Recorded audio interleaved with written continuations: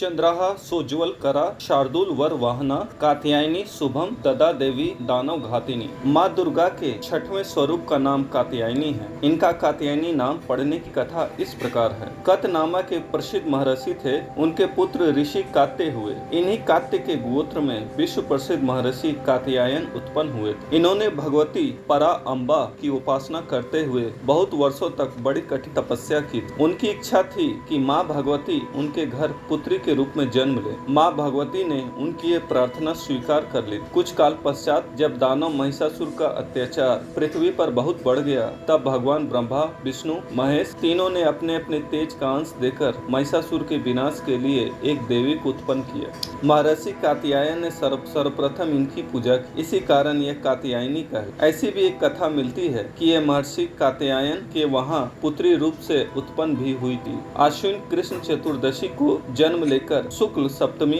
अष्टमी तथा नवमी तक 3 दिन इन्होंने कात्यायन ऋषि की पूजा ग्रहण कर दसवीं को महिषासुर का वध किया। माँ कात्यायनी अमोघ फलदायिनी है। भगवान कृष्ण को पति रूप में पाने के लिए व्रज की गोपियों ने इन्हीं की पूजा कालिंदी यमुना के तट पर की। ये ब्रज मंडल की अधिष्ठात्री देवी के रूप में प्रतिष्ठित है। इनका स्वरूप अत्यंत ही भव्य और दिव्य है। इनका वर्ण स्वर्ण के समान चमकीला और भास्वर। इनकी 4 भुजाएं हैं। माता जी का दाहिनी तरफ का ऊपर वाला हाथ अभय मुद्रा में है तथा नीचे वाला वर मुद्रा में। बाईं तरफ ऊपर वाले हाथ में तलवार और नीचे वाले हाथ में कमल पुष्प सुशोभित है। इनका वाहन सिंह। दुर्गा पूजा के 6वें दिन इनकी स्वरूप की उपासना की जाती है। उस दिन साधक का मन आज्ञा चक्र में स्थित होता है। योग साधना में इस आज्ञा चक्र का अत्यंत महत्वपूर्ण स्थान है। इस चक्र में स्थित मन वाला साधक माँ कात्यायनी के चरणों में अपना सर्वस्व निवेदित कर देता है। परिपूर्ण आत्मदान करने वाले ऐसे भक्त को सहज भाव से माँ कात्यायनी के दर्शन प्राप्त हो जाते हैं।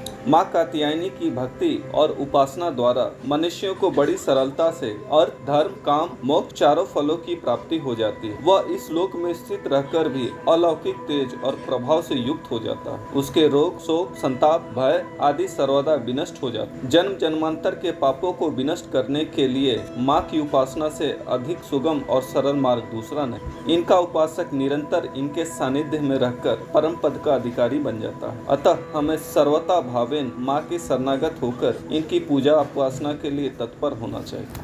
अगर आपको हमारे चैनल का कंटेंट पसंद है तो कृपया इस चैनल को सब्सक्राइब कीजिए और बेल आइकन को दबा दीजिए, ताकि आगे आने वाली ऐसी ही ज्ञानवर्धक और रोचक जानकारी आपको प्राप्त होती रहे। प्रणाम।